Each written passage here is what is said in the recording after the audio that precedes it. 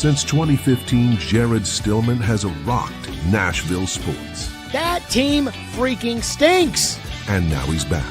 The takes are hotter than ever. I mean, let's be honest, he just can't coach.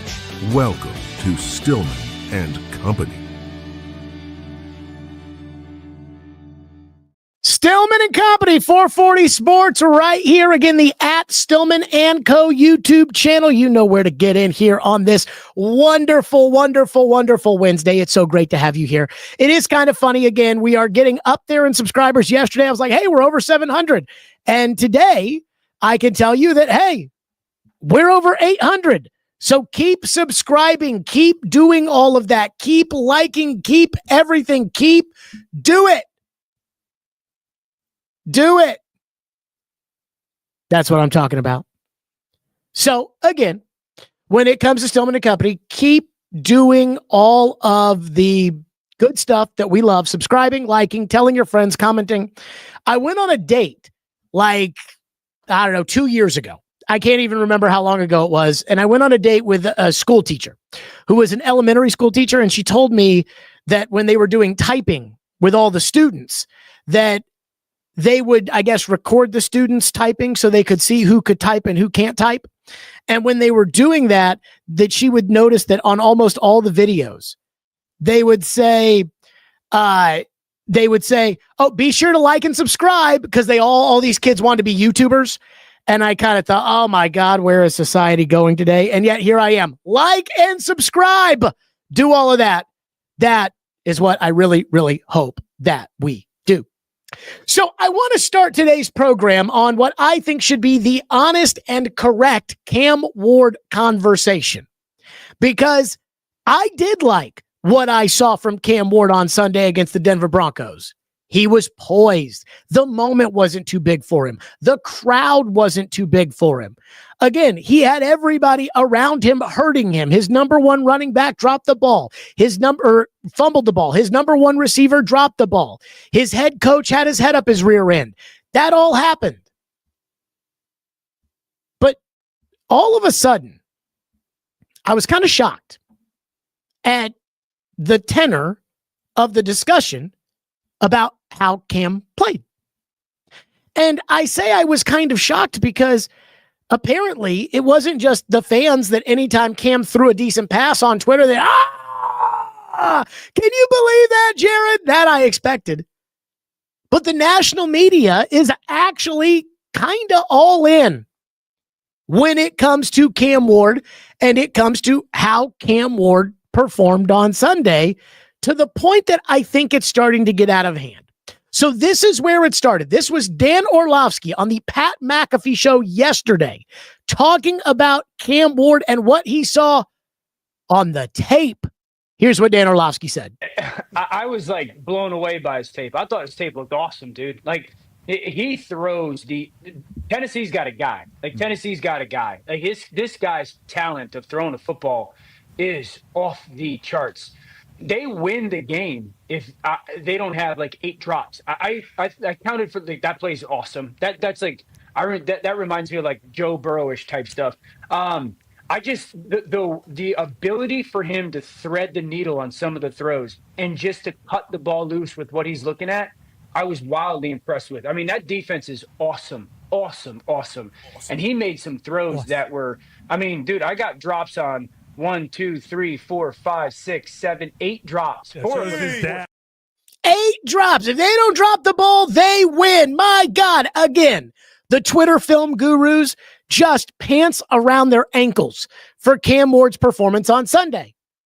And then I saw one guy on Twitter put out there that he just went over the stats or the analytics or whatever you want to call it, because it wasn't like completions and yards, but it was, X percentage YZ, whatever stat you wanted that said Cam Ward wasn't very good.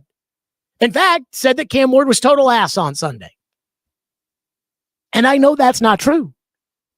Just like I think it's ridiculous to hear Orlovsky on television be saying, Tennessee's got a guy. They've got a guy. Louis Riddick. Cam Ward has it. And I am finding myself incredibly frustrated because I watched Cam Ward play on Sunday. And when I saw Cam Ward play on Sunday, I saw a lot of good. I was very encouraged. But I don't need to take my pants off over it. I didn't think his performance was transcendent.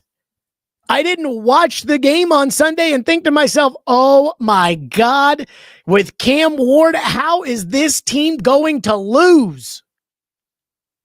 And for some reason, I found myself right in the middle. I didn't think Cam stunk. I didn't think Cam was bad. I didn't think Cam, cost the team the game. And I didn't think Cam was special on Sunday either.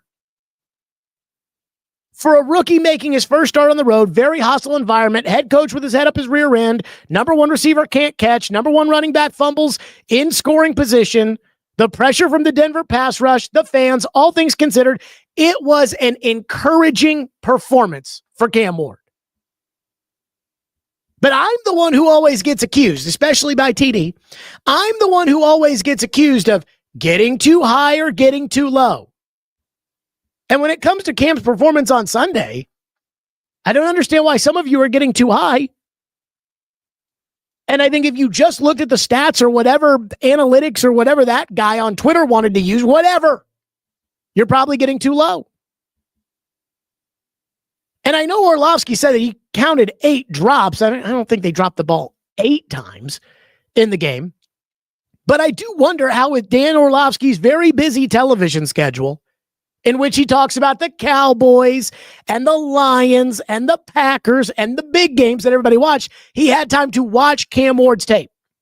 And I also found it very odd that as he talked about Cam Ward, and he did bring up some negatives, but as he talked about Cam Ward, he never brought up the fact that Brian Callahan absolutely botched the game, which if I was going to be doing a breakdown about Cam Ward's performance, and I was going to, again, I didn't watch the film like that. I just watched it when it happened, and I feel comfortable in my assessment of Cam. But if I was going to do a real breakdown or try to tell people like, hey, I watched the tape. Hey, I broke down the Titans game. My God, Cam Ward, let me tell you my take. Don't you have to put in there that Callahan totally screwed it up? But this has now turned into a monster. That it wasn't. It was a fine, encouraging week 1 performance by a rookie quarterback. And that's good. But what it has become is, did you see Cam's performance? Did you see the tape? He is such a dog. I saw somebody put out there, Cam can't be ruined. Whoa now. And I'm sitting here like, yeah, I saw the performance on Sunday. He is a very encouraging young quarterback. I liked it. I feel bad for him because he played better than his stat line indicated. But did I walk away from that saying, man, I think the Titans have the next Joe Burrow? No. And I don't know how anybody else could have watched the game on Sunday and walked away thinking, yeah, they've got the next Joe Burrow.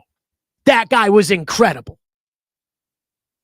And so, I'm not going to watch the tape because even if I watched the tape, I wouldn't be that qualified to be able to break it down. But I watched the game, and when I watched the game, again, I was encouraged. It was good. I thought he was poised. There were a couple of those throws on the sideline to Gunnar Helm that, again, Cam's footwork drives me nuts because his feet are pointed outwards when he throws it, which means he's not going to be consistently accurate doing that. But there were throws that, man, he just put it right on the money. And I like that. I thought Cam's deep ball accuracy, still a little bit of a work in progress, if it will ever get there. I thought Cam maybe held onto the ball a little too long, had an intentional grounding, can't have that, got to get outside the tackle box. Again, I thought it was good. So what I was glad was that we here at 440 Sports have James Foster, No Flags Film. We have James Foster doing film breakdowns. And if you go to the 440 YouTube page, you will see a 5-minute breakdown where he went over Cam Ward's performance against the Denver Broncos. And here's what James Foster said about Cam's performance. Had to start with just a full Cam Ward film breakdown. I think Cam Ward was probably the only true positive takeaway that you could have from the Titans' offensive performance in Week 1. Peter Skoronski would be the other guy that probably stands out as a really strong performer. Overall, I thought it was a B+ to A- debut from Cam Ward, and he just got no help from the rest of the offense. Okay, he said A-, B+, which again is encouraging. It's good. But it's not Mahomes. It's not what, again, I would say is take off your belt, unbuckle your pants, put your pants down around your ankles. It wasn't that kind of performance. And by the way, if you watch the whole 5-minute video that James did on 440 Sports, he goes over everything, what Cam did well and what Cam didn't do well, including one about how Cam gave up on a Van Jefferson route in the end zone, which led to a sack in a drive in which the Titans kicked a field goal, in which if he had just waited an extra second, Van Jefferson comes open in the end zone, he would have thrown him the ball. It would have been a touchdown. But I got to say, I think that, and I understand how this fan base feels. I get it. Let me say this. I am a Titan fan. I am a die-hard Titan fan. Somebody asked me, they said, when did you start rooting for the Titans? Or when did you start following the Titans? And I was like, sir, I went to the first game at what was then the Adelphia Coliseum when they played the Cincinnati Bengals in 1999. I still have the inaugural game hat in which Al Del Greco made a field goal and they won, I think, 36-35 or 35-34 against that shitty Cincinnati team. So I understand how this fan base feels. I get it. And I understand this fan base wants to believe that the Titans have uncovered the next great quarterback, that the Titans were lucky enough to stink in the year where it really mattered, and they got their guy. The way that Washington Commander fans feel about Jaden Daniels, the way that Cincinnati fans feel about Joe Burrow. And that very may well be the case. Cam might be that guy. But there's no way you could have watched the game on Sunday or watched the tape on Sunday and come away from it saying, yes, he's a superstar for sure. Because the truth is, Cam didn't give you a superstar performance on Sunday. He gave you a B+ performance. He gave you an A- performance. He gave you an all things considered rookie quarterback first start at Denver against that defense with a moron head coach on the sideline, with his number one receiver, with brick hands, Tony Pollard fumbling the football, Brian Callahan just giving Denver a touchdown at the end of the half, not challenging a 20-plus yard gain. All things considered, it was great. But that is a far cry from he is the dude. And that's why I think it's irresponsible to start talking like that. And it's going to be irresponsible for the fans to start thinking that he's Jaden Daniels right away, because I think it's going to take some time for him to become Jaden Daniels. And I don't think he has around him what Jaden Daniels had around him last year in Washington. So, dear Titan fans, do not misconstrue this as Jared Stillman hates Cam Ward, because I've gotten a lot of that. Because I didn't want to draft Cam. I wanted to make the trade with the Giants. Do not misconstrue this as Jared hates Cam. Because a lot of people will do that. And I think a lot of people like doing that. And you know what? That's your business. But take it for what it's worth. Don't get too high and think that it was more than what it was on Sunday. And lower your expectations, because with this crew around him, it's hard for me to see it getting much better, because, again, Cam can't throw the ball to himself. Cam can't grow a brain for his head coach. So it was a positive first step. And that's great. And that should be celebrated. But it is not the declaration that the Titans have found their Patrick Mahomes. And there is nothing, by the way, that Cam could have done after one game that would have made me feel that way. You want to know why? Because I don't know about you guys, but I lived through Marcus Mariota's debut. And I lived through Will Levis's debut. By the way, after the Mariota debut, in which no rookie quarterback in their first start had ever been that good, perfect passer rating, 4 touchdowns, beat the shit out of Tampa Bay, I said, oh my God, they found their guy. I said, we have sat here, we have pined for Aaron Rodgers. We have pined for Tom Brady. We had to live through Jake Locker, and we have found our guy. And now when you realize that I said that about Mariota, how silly does that sound? So let's be happy that Cam was impressive. But let's not get too carried away, no matter how much we eventually want Cam Ward to be that guy.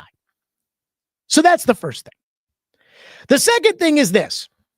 There are 2 things that everybody is complaining about that I do think is a problem, but I don't think it's some sort of lose your mind type problems. The Brian Callahan stuff, that is a lose your mind type problem because as I have said all week, if he can't coach, he can't develop the quarterback. And if he can't develop the quarterback, then they'll have to fire him at the end of the year and they'll have to hire a new coach. And this time next year, Cam Ward will be starting from 0 when he should have a year under his belt and should be his second year in the system and should have a great understanding with the coach and the coach should have a great understanding of him. And that's just probably not going to happen. And that is a disaster. So that is a big deal. But the 2 things that everybody else seems to keep harping on, complaining about, whatever you want to call it, I am not as worked up about. And the 2 things are the offensive line and the drops from the receivers, most notably Calvin Ridley. And I'm going to tell you why I'm not worked up really about either one. So let's start with the offensive line. Brian Callahan was actually asked about the offensive line. The Titans did give up 6 sacks on Sunday against Denver Broncos. And boy, I have heard a lot of bitching about Dan Moore and his performance. Here's what Brian Callahan said when he was asked about the offensive line earlier today. Optimism about the O-line going into this year and then the changes that you guys made. A lot of pressure, obviously, on Cam. To what degree is that, I guess, a disappointment, if it is? And maybe specifically your thoughts on Dan in his first game there. I thought the disappointment is probably strong. I think we could have played better up front in the game. I do think it's fair to mention that team last year was the number 1 pass rush team in football. They were going to be a challenge. We couldn't help everybody all the time, and there's going to be some one-on-ones, and we did a good job in some and not as good a job in other points. So have to be better there, certainly. It wasn't a one-person problem, and we had some leakage at all parts at certain times.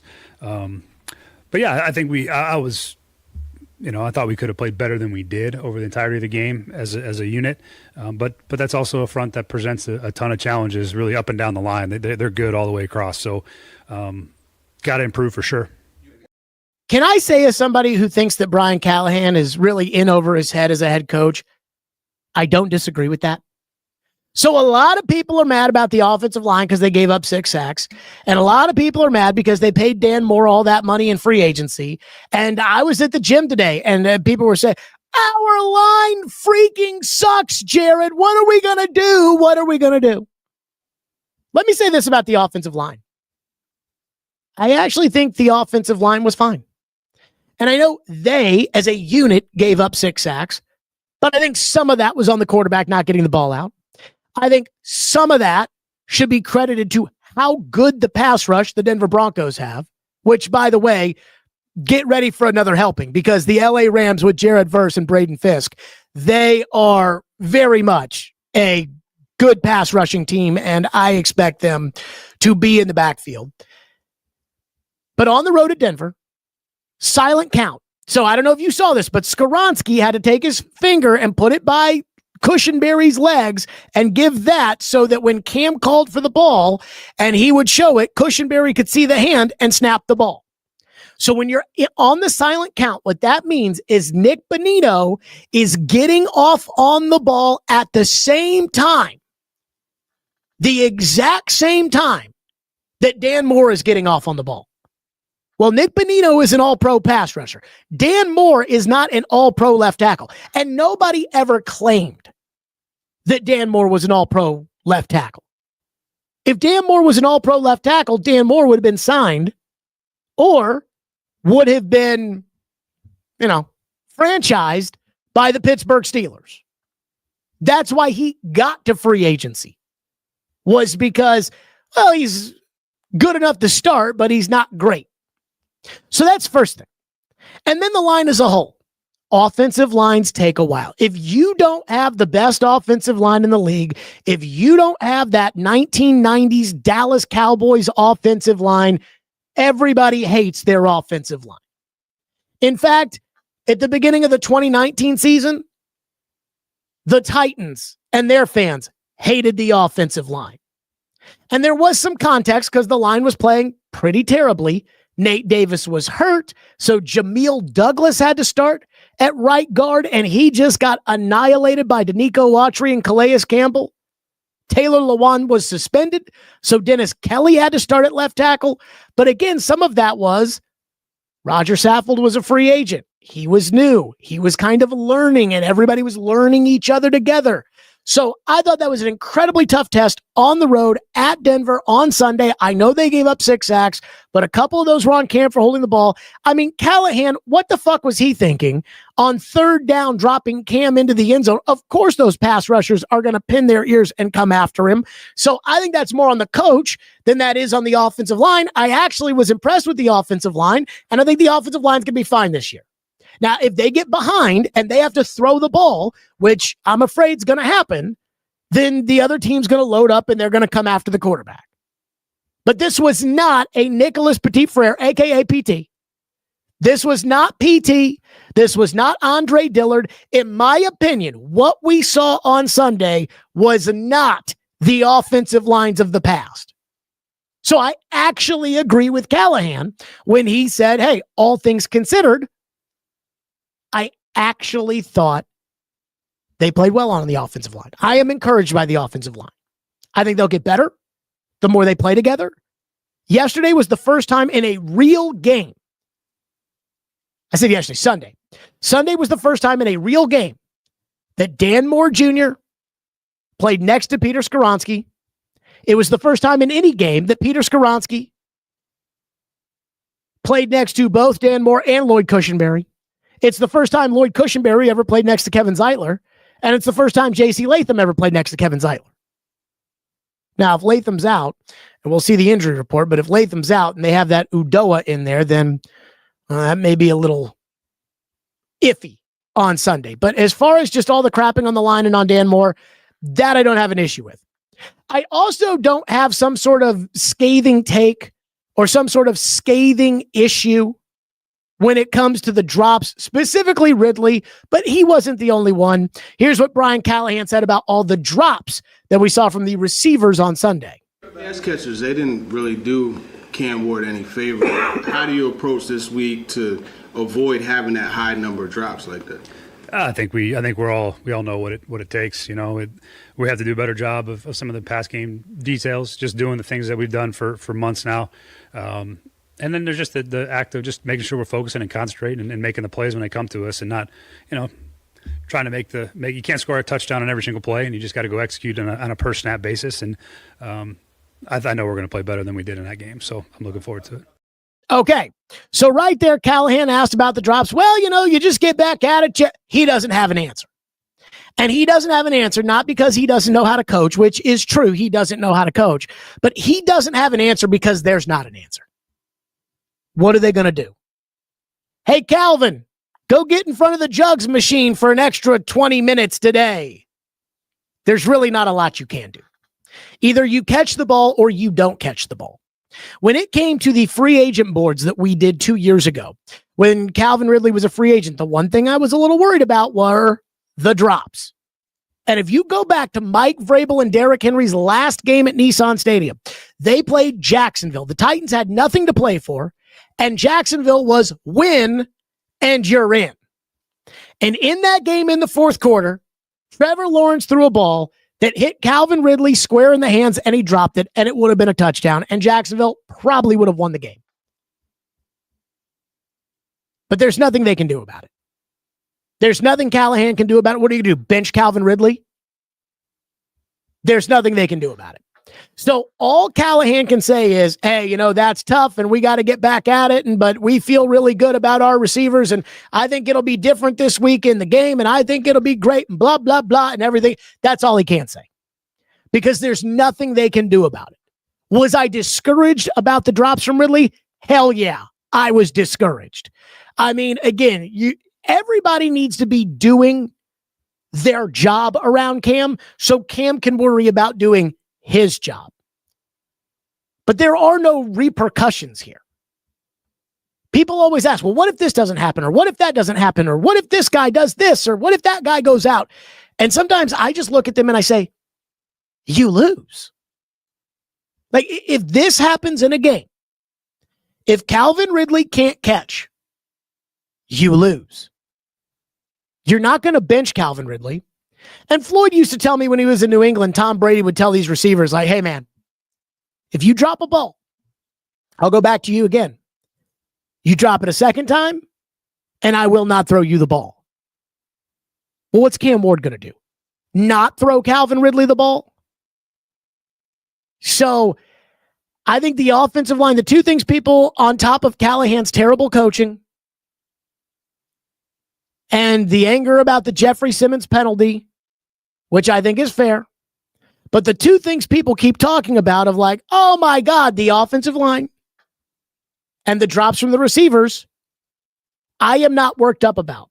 Because on one hand, I actually think the offensive line was okay on Sunday, and I think they're going to be much better throughout the course of the year. And two, there's just nothing they can do about the drops.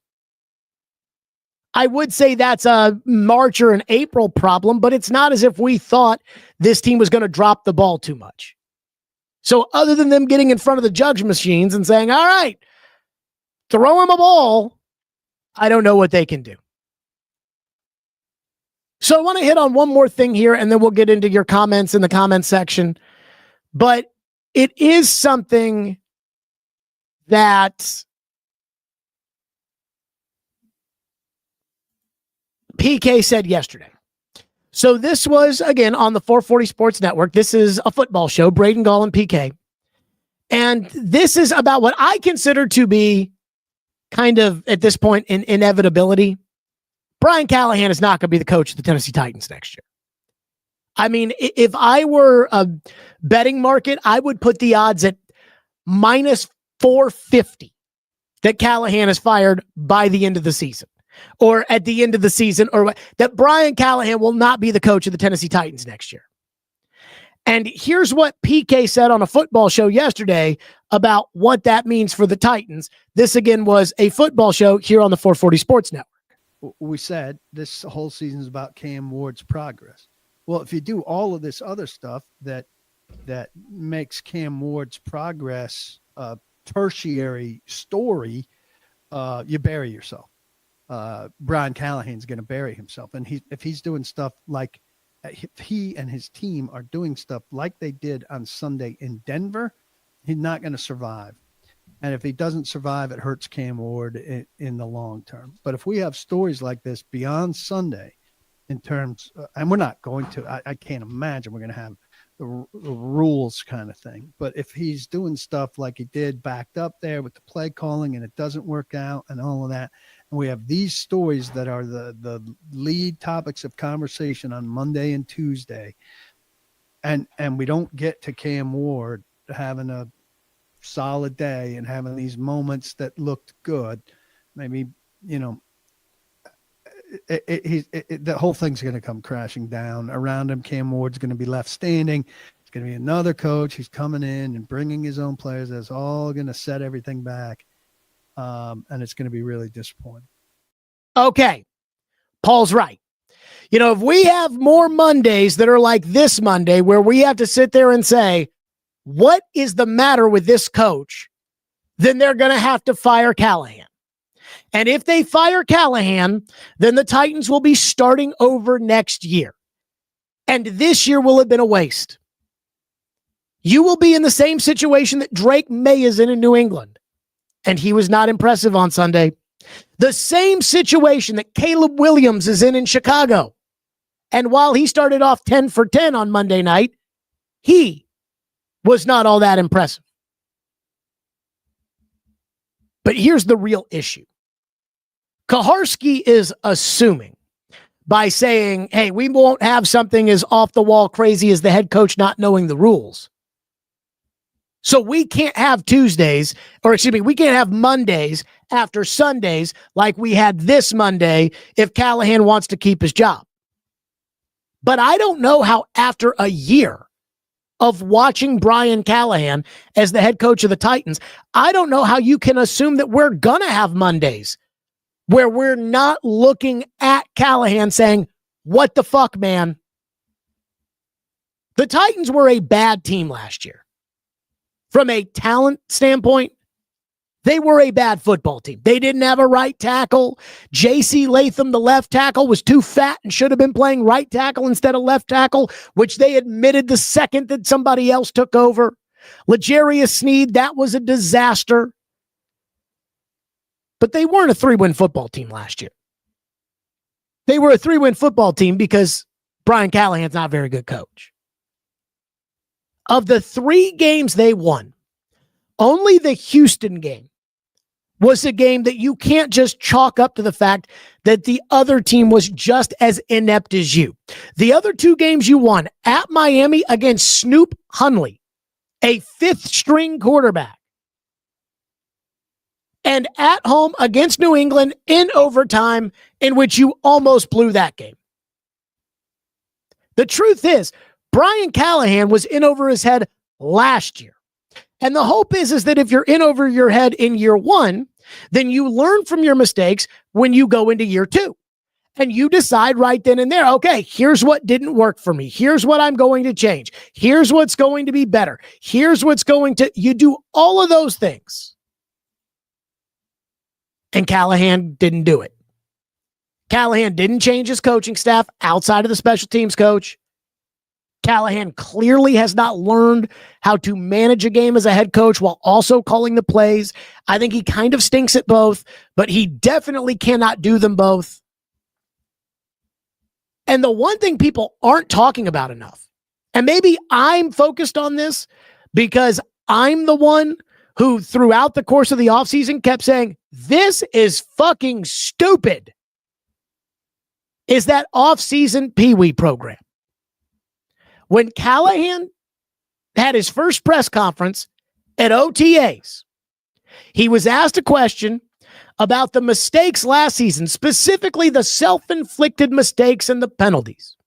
And that's when Callahan opened the door and said, this year, I've thought long and hard about what happened last year, and I just didn't think that we were a close enough team. And since we weren't a close enough team, I've decided that this offseason's going to be different. So we're going to break the teams up into 8 separate teams with about 9 guys on each team. And if a guy makes a mistake, he loses points for his team. And if a guy does something positive, he gets points for his team. And I called this the Pee-wee program because that sounds like something that you would tell a 9-year-old. Hey, bonus points for whoever finishes first, and all the kids go run first. But when we're talking about million-dollar athletes, grown men, some of whom have families and multiple houses and all kinds of shit going on in their lives, you mean to tell me that in May, a game of tug of war is going to make the difference between a penalty that may cost you the game? And there were a lot of people in the media that actually thought this might work. I was dumbfounded. But people whose opinions I respect that were like, well, you know, you got to give the offseason program a chance. At least he's trying something new. And I kept looking at these people saying, what? What are we talking about? What? No, the Pee-wee program is not going to work. If this kind of stuff worked with these imaginary prizes motivating guys who, again, these are their careers we're talking about, their dreams we're talking about. If this is going to motivate a guy to win imaginary points for his team, I'll be shocked. And again, people in the media whose opinions I actually thought were good, and in some cases still do, thought, oh, no, this Pee Wee program, this will work.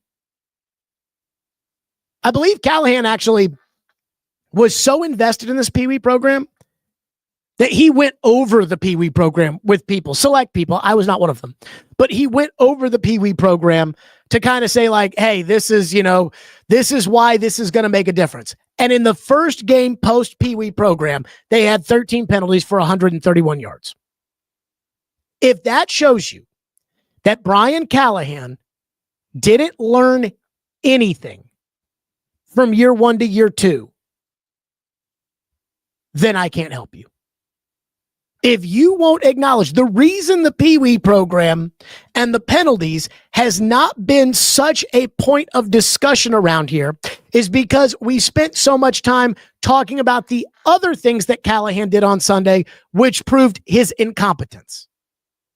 Because we spent so much time talking about how does a head coach in the National Football League not know the rules? And we spent so much time reacting to what he did at the end of the first half and how he gave Denver a touchdown. That, again, we haven't gone back to the fact that this team was incredibly penalized last season, and Callahan said, we're going to get it under control. And then Callahan didn't get it under control, even though he was staking his career to that stupid Pee Wee program that nobody else does because it doesn't work. So when Paul sits here and says, I can't imagine that we're going to have another situation like the rules situation, I ask yourself this.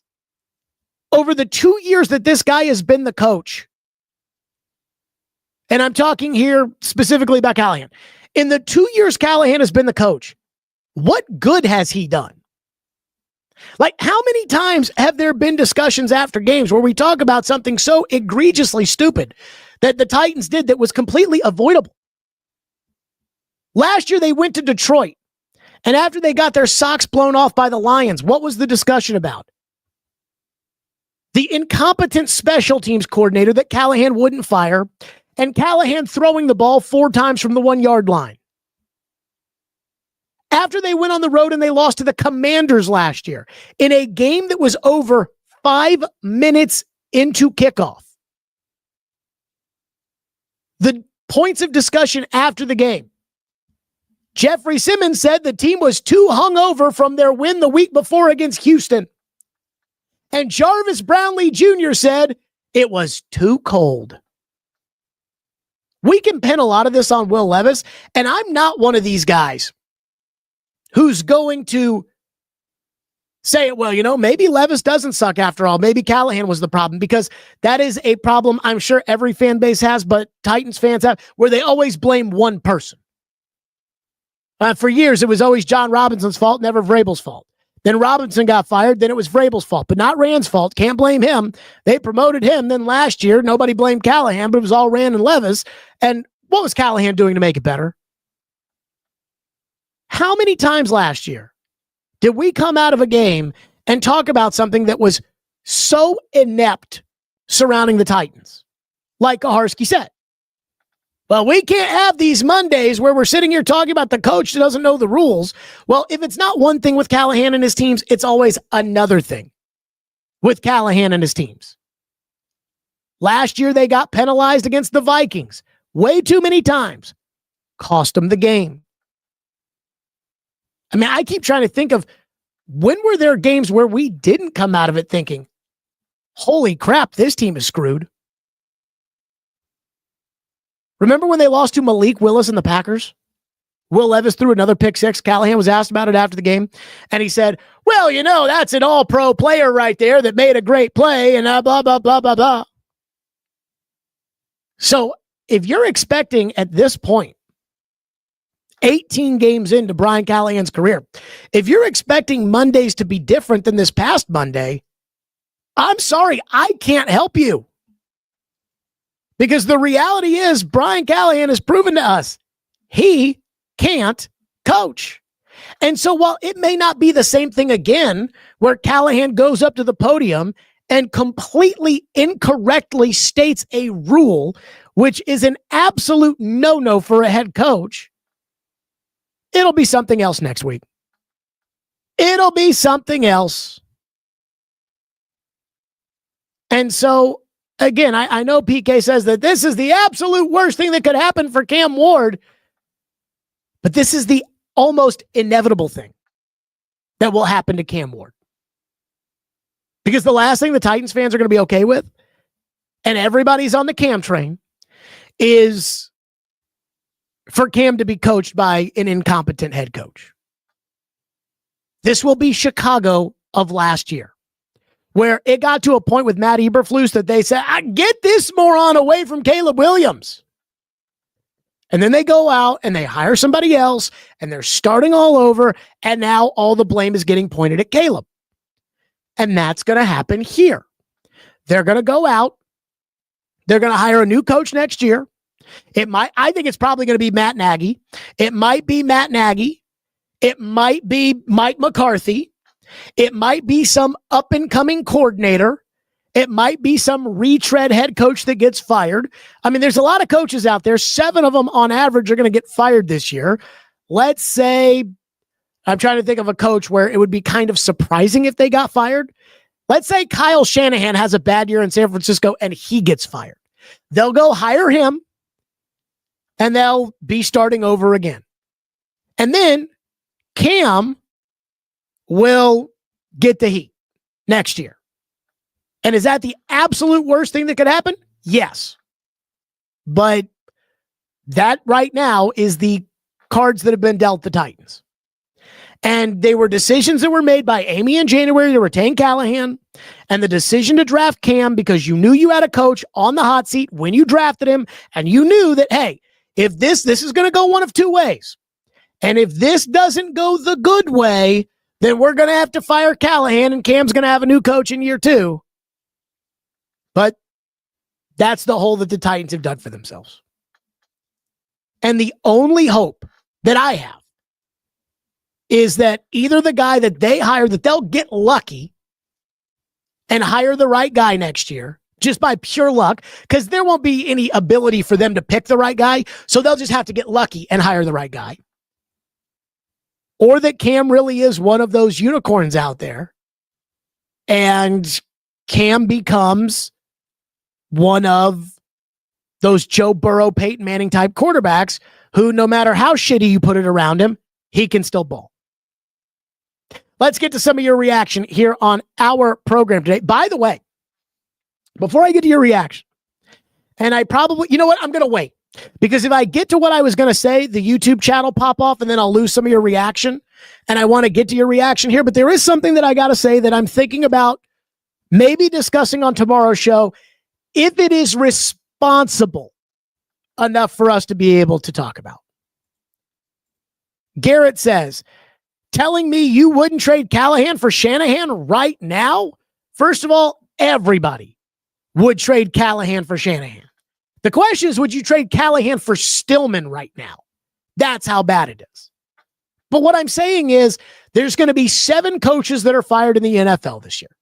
Callahan's probably going to be one of them. So that means there are going to be 6 coaches that are going to be out there that are currently employed as head coaches in the NFL. And it's probably not going to be guys that are on the first year of their jobs. So it's going to be somebody who is semi-established, somebody who has had some success in their past because they wouldn't have been at their job as long as they have been. Kevin Stefanski in Cleveland, if he gets let go. And I'd take all those coaches over Callahan. I mean, I'm not trying to be rude, but I really do think, and I haven't done a ranking, but I really do think Brian Callahan's probably the 32nd best coach in the NFL. So anybody who gets fired from any other job is probably going to be better than Brian Callahan because he really may be the worst coach in the league. He doesn't know the rules. He doesn't know the rules. He can't manage the game. He can't discipline his team. What more do you need to see?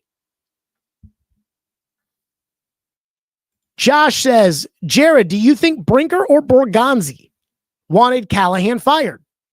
So I got the impression when Mike Borgonzi was hired that he did not know Brian Callahan. The truth is Mike Borgonzi got the job knowing Brian Callahan was going to be the coach this year. So I don't think it matters with Borgonzi what he thought or didn't think. I was told by a source, and this is a source who has been very good and is very tight in. And if I told you who this source was, you would say, yep, he knows. He's got a clue. So I'm not going to go into this because I do want to talk about my source here in a second. But he told me last year when Rand got fired that Brinker wanted to fire Callahan and that Amy said no. I don't know how true that is. That was what I was told. And it makes a lot of sense now because Brian Callahan is a really bad head coach. And maybe Chad Brinker saw that. But again, I'm just telling you, when it comes to who's, responsible for what, I don't know. But I do think Brinker wanted Callahan fired and Amy said no, and I don't think Borgonzi had a choice. And that's the other thing when it comes to taking these jobs. I was doing a podcast last year in Minnesota. Actually, somebody who really helped me get this podcast launched, a buddy of mine named Matt Collar, who covers the Vikings. He was doing talk radio, and then he left it because he went to go write a book, and now he's got a show, Purple Insider, and he makes a bunch of money talking Vikings every day. And I went on his show last year before the Titans played the Vikings. And instead of like what I'm sure those shows usually are, which is like a preview show, where they talk about, let's preview the game on Sunday, Titans, Vikings. The Titans were so bad that it really became like a philosophical discussion about how franchises are run, what Minnesota should do with Darnold and JJ, why the Titans are such a shit show, that kind of stuff. And I said, here's what I hate about drafting young quarterbacks with coaches on the hot seat, which is what the Chicago Bears have done with each of their last three quarterbacks. They drafted Trubisky and a year later fired John Fox. They drafted Fields and a year later fired Matt Nagy. They've drafted Caleb and a year later fired Matt Eberflus. What I hate about doing this is that next year, when you fire Callahan, there will be about 12 guys who would fit the mold of this guy could be the next coach of the Titans.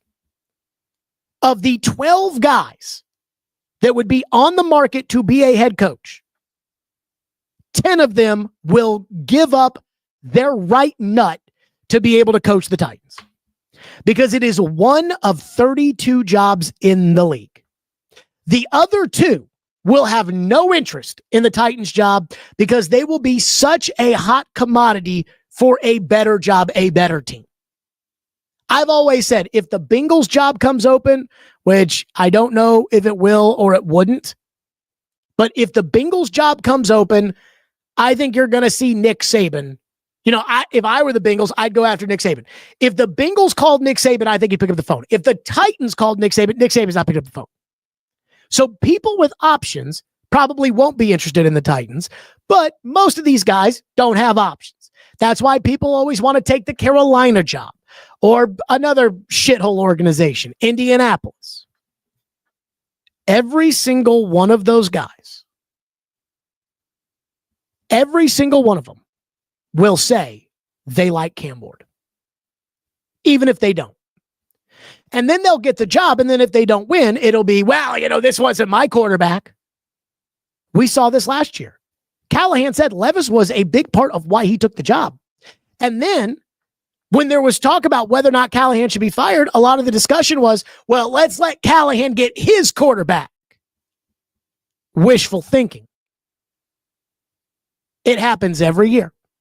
And those guys may not actually like him. But that's that cycle of suck that the Titans have lived in, which is let's hire the offensive coach to fix the quarterback. He didn't fix the quarterback. In fact, he made the quarterback worse. Now let's draft him a new quarterback. Then we're going to fire him and we'll bring somebody in to fix this quarterback. And yet, It's like the Titans. I spent all off season. I was the biggest hater in town. I spent all off season complaining and moaning, and yet here we are. One person on the YouTube chat says, I can't express how much money I would give right now to hear Floyd's take on Callahan this far into his coaching career. So I try not to say, Floyd would have said, because again, Floyd would speak for Floyd. And there were a lot of times over the years where I would disagree. I not only would disagree with Floyd, but I was shocked by the opinion Floyd had. Sometimes I was shocked. But the one thing that was an absolute non-negotiable with him was a head coach knowing the rules. Like, that was an absolute non-negotiable. I've told the story already about Wisenhunt challenging a play in 2015 that you can't challenge, and how Floyd was like, because I said, hey, Blaine Bishop didn't know that rule. And Floyd said, yeah, Blaine Bishop's not paid multiple millions of dollars to know the rules. I think he'd be okay with me saying this. Well, I'll just say this. Somebody close to Floyd. Somebody close to Floyd I was texting with, and I said, how mad would your dad have? Well, I think I just gave it away. I don't know. I probably shouldn't go there. Maybe next time. Fuck it. Okay, so I texted Floyd's son, Sean, and he may never talk to me again after this, but that's okay. And I'm sure that Floyd's wife, Sally, will be proud that I said this. So I texted Sean, Floyd's son, and I was like, how mad would your dad have been if your dad had, had a head coach that didn't know the rules? And Sean said, I don't know if I want to say this. I'll try to make this nicer. Jeff Fisher wasn't the best coach in the world, but damn if he didn't know the rules up and down. I think that would have frustrated him if he was GM, but he was often in the coach's box, so he would have shared that immediately. So basically saying Floyd would have been able to avoid that from being an issue because he would have been in the coach's box. And when some moron sits up there and says to Callahan, no, you got to have a foot in and an elbow, he could say, no, those aren't the rules. I just know this. I texted Ian on Monday, and I said, I think if Floyd were still alive, he'd be going off on Callahan today. And Floyd was very, very, very protective of criticizing the Titans. I think part of it was he wanted to have a good relationship with them. I think part of it was he did want to be put in the team's Hall of Fame, which he was. He knew he wasn't ever going to be inducted in Canton. And so the second highest honor outside of being inducted into the Pro Football Hall of Fame is to be inducted into your team's Hall of Fame. And I think that mattered to him. And I think it was fair that mattered to him. Like, I don't have a problem with that. So he was and John Robinson was his guy from New England, and he coached Mike Mularkey in Minnesota. So, I think he was kind of protective. But every now and then, somebody would do something that would piss him off so bad that he just let him have it. And I think that Sunday would have been that for Floyd with Callahan. That he would have let him have it for not knowing the rules. He would have gone off. And I texted Ian on Monday morning, and I said, Ian, I think Floyd would go absolutely insane. And Ian said, yeah, I think that what happened on Sunday would have been the final straw with him with Callahan. I think that it was I think that was the final straw for a lot of you when it came to Callahan. So I do want to get to Joe in the text line, in the YouTube chat, who has been consistently bringing this up about Denard Wilson. Saying, if Denard turns us into a top 10 defense, I want him as the next head coach. Well, let's see how Denard does this week against Matthew Stafford. Because I'm still trying to figure out defense, very impressive on Sunday. But I'm still trying to figure out how much of that was the Titans defense playing well and how much of that was Bo Nix pretending to be Leroy Jenkins and doing a bunch of dumb crap out there. Last year, the Titans defense got off to a good start too. And then they crumbled. Let's see. I also don't think that Denard Wilson is going to be, if they fire Callahan during the season, I don't think that Denard Wilson is going to be the interim coach. I think the interim coach, it's one of two choices. It's either going to be Mike McCoy, who is a former NFL head coach and a senior offensive analyst. So you're not taking him away. Like, you're not taking him away from the tight ends if he becomes the head coach. You're not taking him away from calling the plays because he doesn't call the plays if he becomes the head coach. You're not taking him away from running a meeting room or anything else. He's just managing the team for the rest of the season. He's the most obvious choice. The second would be Bones Fossil, who has been the interim head coach with the Rams when Jeff Fisher was there, and he got fired, and they put Bones in there, and Bones' dad, Jim Fossil, was a great head coach in the NFL, and so he would be the other option. Denard, I do not think is a legitimate option. Adam says, our coach is a disaster. I just want this week behind us already, but I can't shake the worry that he's going to ruin Cam. Feels like a total waste having him around. Hard to argue with that. As I said, I think you've wasted a year. I mean, and I mean this with all due respect. I think you have wasted a year by not making the move last year on Callahan, which sucks. But it sucks that, I mean, I felt like we kind of knew on Levis after week 2 last year. We definitely knew on Levis and the team after week 3. And it sucks when it is September and you know that you are so inept at a position like quarterback or a position like head coach that it is probably not going to get any better than that. Rob said Colin Cowherd was loving Cam today on the Herd. Okay. No disrespect to Cowherd. You guys know I like Cowherd. You guys know I watch Cowherd. You guys know that. And back in the day when Cowherd was at ESPN, Cowherd had some real shit to him. You know, you could tell he was angry. He wasn't as rich as he is now. He was living in Connecticut, not in LA. I mean, he had a real edge to him. And I absolutely loved Cowherd back then. I still like Cowherd, but I mean, the old school Colin, if you go listen to some of his rants, they're still up there on YouTube. He had a rant one time on UVA football when he was at ESPN. I mean, they are all timers. Do you think Colin actually watched the Titans-Broncos game? Do you really think Colin Cowherd watched the game?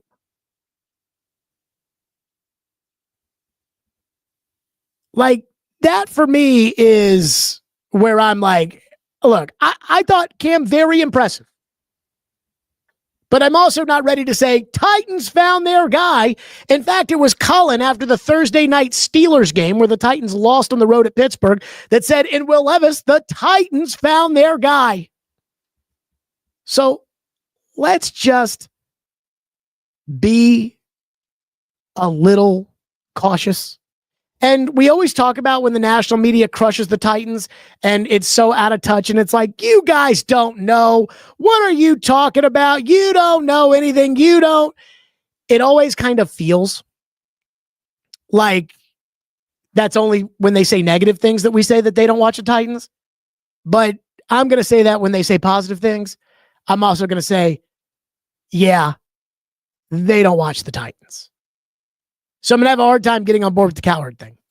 Okay, now, this was the thing that I kind of teased, and I didn't want to get into it specifically because if I got into it, if I said what it was, it would have just completely ruined the YouTube chat.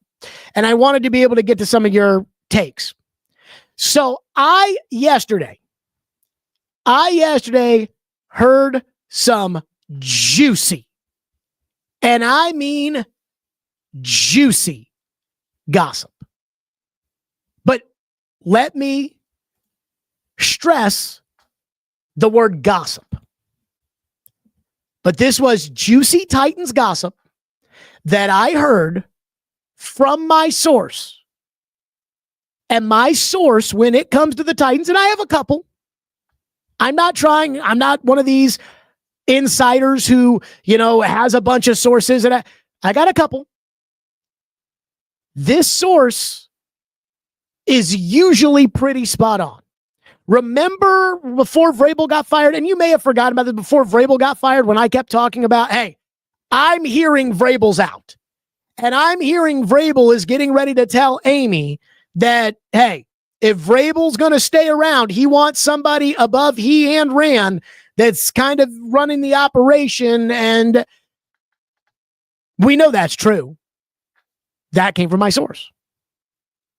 There have been other nuggets that I have been right on in the past reporting. And I'm not a reporter. I'm more of an opinion haver. But I've got some gossip. And the question I'm going to ask everybody for tomorrow, and now we have a poll up on Twitter at Jared Stillman. And the poll is, I have heard some juicy gossip, but this is really gossipy. Should I share it on tomorrow's show? I just hit click on the poll. As of right now, 78.3% say yes, 21.7% say no. This is the kind of thing where if I was still on the radio, I would say, and I'd be asking Joe, and I would tell Joe who the source is, and I'd be asking Joe, can I talk about this? And usually Joe was kind of the guy when I worked at the radio station, and I could still talk to Joe, but Joe Rexroad was the guy who, when it came to like journalism takes, reporting questions, I usually called Joe. And I was like, hey, is this enough to go off of? Is that enough to go off? So I have heard some juicy Titans gossip. And again, let me stress the word gossip. Pure, unadulterated gossip. 7th grade shit. Should I talk about the gossip on the air tomorrow? I have no idea if this gossip is true, but it comes from a source who has been right about the Titans many a time. So you guys tell me. Again, that poll's up on Twitter. Stillman and Company, again, subscribe to all of the digital platforms, wherever you get your podcasts. Braden told me yesterday we would be up on Apple, that it usually takes a week, and I still don't know if we're up on Apple. If you think it's driving you crazy, that's 80% of the audience that listen to podcasts. It's driving me nuts, but subscribe wherever you get your podcasts. We're up on Spotify. We're up on Amazon. And again, subscribe right here on YouTube. Yesterday, I was driving. I wanted to test this out. And I was driving, and I had the show on YouTube on my phone. And when I got out of my car, and I have a 2023 car, when I got out of my car, it stopped. And when I got back in the car, it went right back on. I think it's very easy to operate. Again, subscribe, we're over 800 subscribers. We need to be up over 1,000 by the end of the week. And we may have a really, really good giveaway too for our subscribers. So tell everybody, subscribe, comment, all those things the YouTubers say. Kids, we will see you tomorrow. Stillman and Company right here, 440 Sports and the at Stillman and Co. YouTube page.